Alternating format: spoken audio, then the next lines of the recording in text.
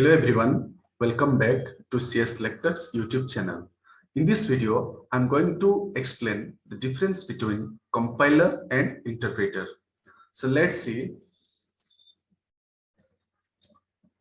So we know the compiler and interpreter both are the translators. Whatever program we are writing by using any language, for example, C, C++, Java, Python, for. So by any language, we are writing any program. So that program is translated into machine level language. So the translators are, we can say, the compiler and the interpreter. Compiler is a program that translates the high level language into machine level language. Similarly, interpreter does the same thing. But what is the difference between these two? Let's see. So here compiler, here interpreter. So compiler takes entire program as input. Means suppose I am writing a program. So that complete program, all the instructions of that program is given as input to the compiler. But here interpreter takes one instruction as input. Okay, suppose there are 10 instructions, interpreter takes one instruction as input, whereas compiler takes all the 10 instructions as input.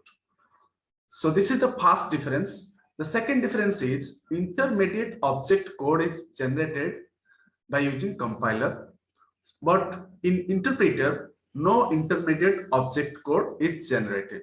So intermediate object code means this is the output file. When a program is executed or compiled, the compiled file is known as object code. So here it is created or generated, but here it is not generated.